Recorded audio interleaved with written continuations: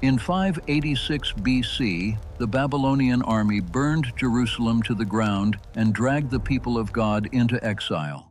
They lost their temple. They lost their kings. They lost the land they had been promised. And in their darkest year, the prophet Isaiah wrote them a single line that the church has been misreading for 2,000 years. They shall mount up with wings as eagles. You have seen it on a card, on a wall, maybe on a gift someone handed you in a hard season. And almost every English translation has handed it to you the same way, as a promise of escape. Rise above your problems, soar over the storm, get a fresh burst of energy and fly. But that is not what Isaiah wrote. He wrote it for a people who were finished believing the year would change, finished believing God still saw them. A few lines above this promise, they were saying, "My way is hidden from the Lord." This verse was not given to people on a mountaintop. It was given to people who could not get out of bed. And here's the disturbing part. Isaiah recorded 3 discoveries inside this one promise. 3. The first is the Hebrew word translated wait, and what it actually requires. The second is the Hebrew word translated renew, and the trade it forces.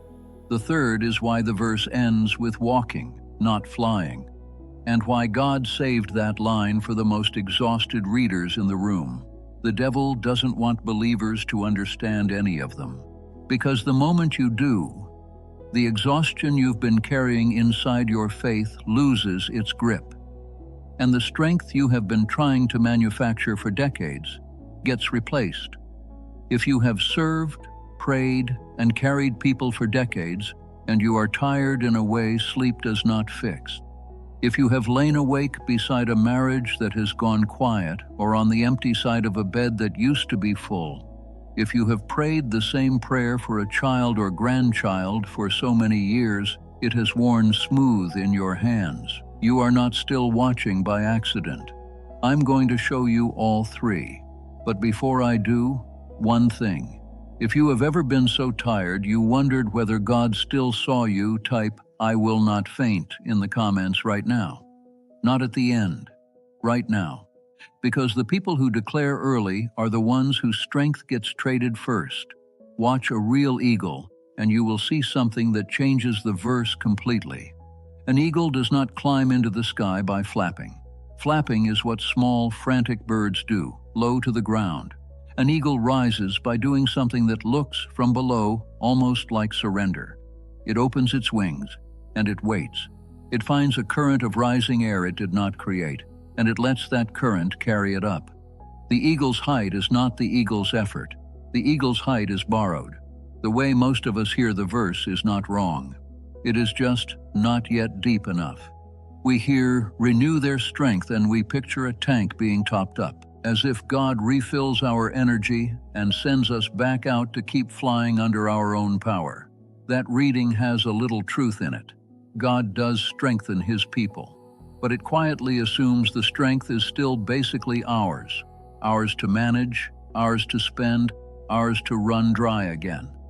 The Hebrew underneath the verse is offering something far better than a refuel. If you're still here, you're already different from the readers who clicked away. You're about to see what most pastors will never preach about this verse. Now you're ready to understand Discovery 1.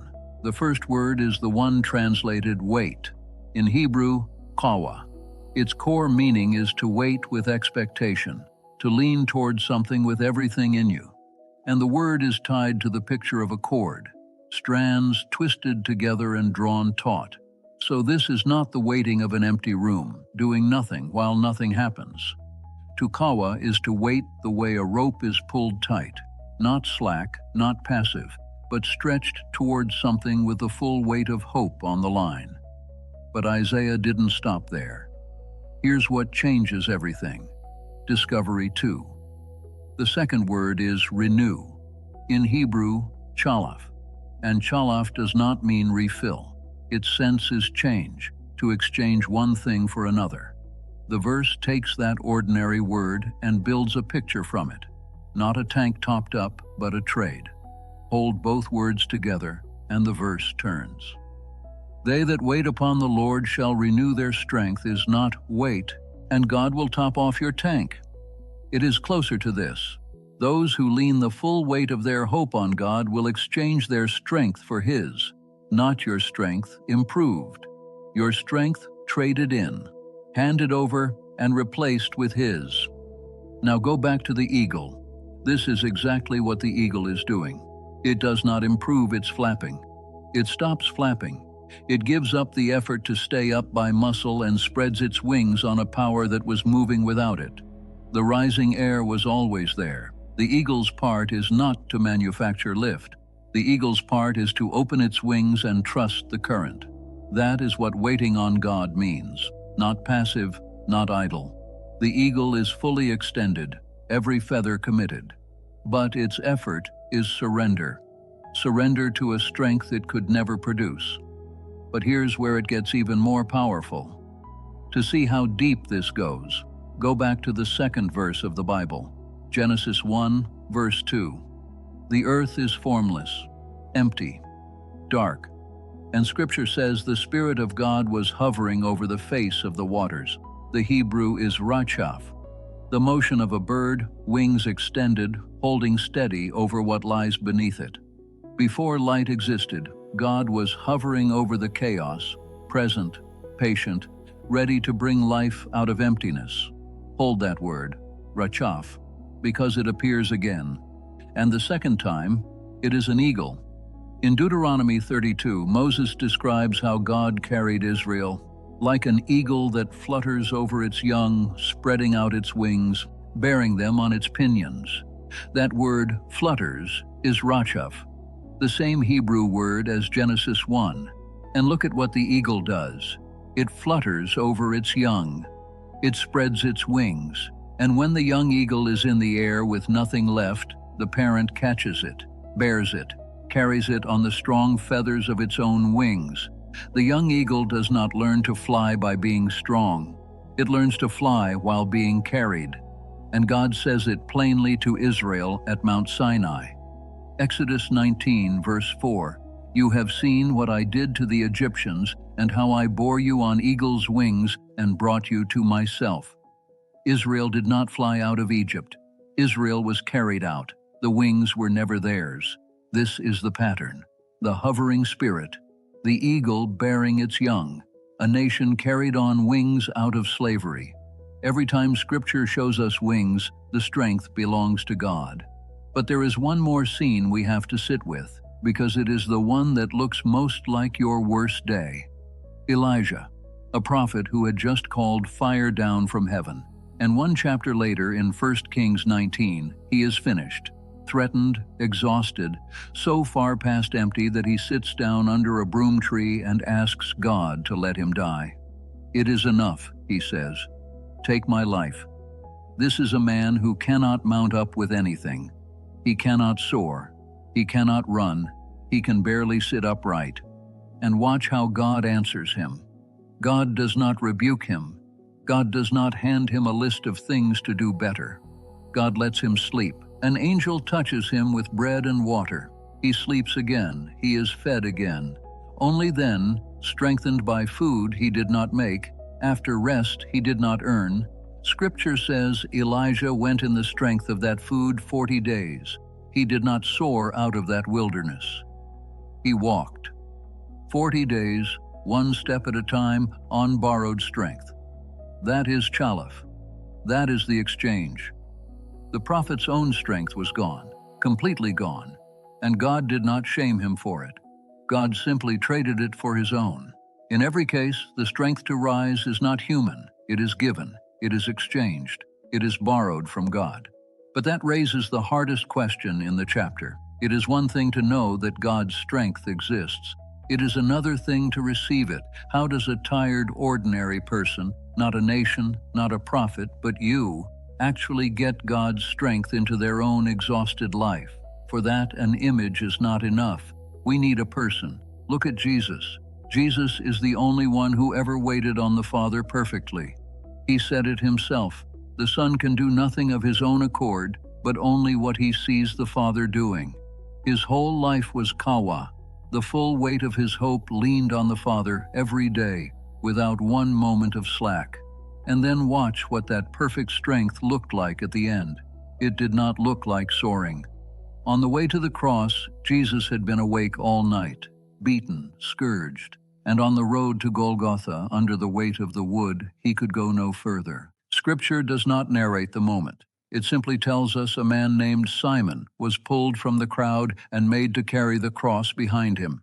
Stop and feel the weight of that. The one through whom the world was made, the one who holds all things together, reached the end of human strength. He did not fly over the cross.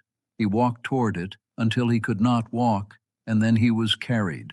He went down to the bottom of human exhaustion. He was emptied completely, so that everything he is could be exchanged for everything you are not. And then, on the third morning, came the true mounting up, not a man flapping his way into the sky, the crucified and buried Son of God, raised by the Spirit of the Father, strength itself exchanged for a grave. And here is where it reaches you. The same Spirit who raised Jesus from the dead now lives in everyone who belongs to him. The Spirit who hovered over the first creation, the current that lifts the eagle, the strength that walked Jesus to the cross and out of the tomb, that is the strength being offered to you. You do not have to manufacture lift. You never did. You have to open your wings. So bring this home to the life you are actually living. If you have walked with God for decades, you know what it is to be tired in a way that sleep does not fix. You have served, prayed, carried people, held a family together, kept believing. Somewhere along the way, your own strength quietly ran out, and you have been flapping ever since, trying to stay up by effort, exhausted by the trying. Hear the verse again. You were never meant to fly on your own strength. The line just before this promise says, even youths grow weary, and the strongest young men stumble and fall. Strength here was never about what you have left in you. The most depleted reader is no further from mounting up than the strongest, because the strength was always going to be exchanged, not summoned.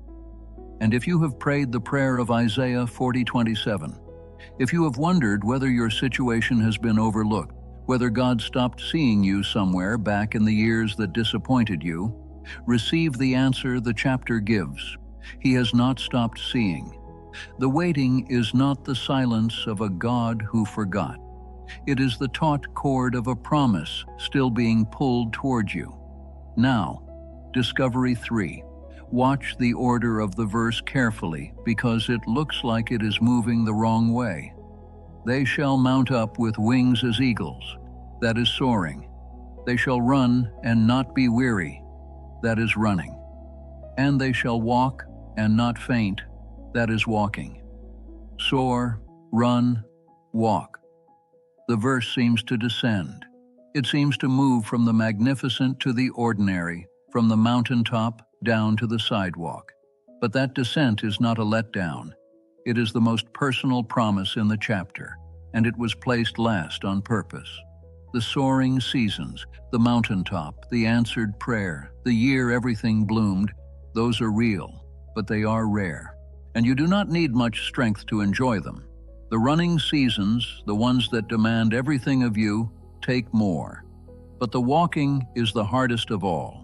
The walking is the ordinary Tuesday, the decade with no dramatic change, the prayer that has been worn smooth in your hands, the slow, unwitnessed faithfulness of doing the next right thing year after year, when no one is watching and nothing feels different.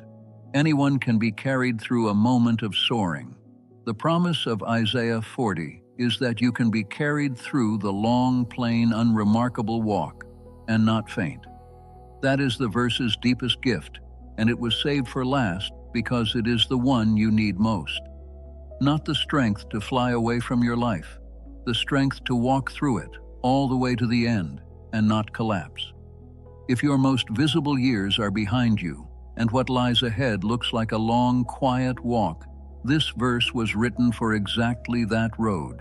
Most believers cannot speak this without their voice breaking. Test yourself.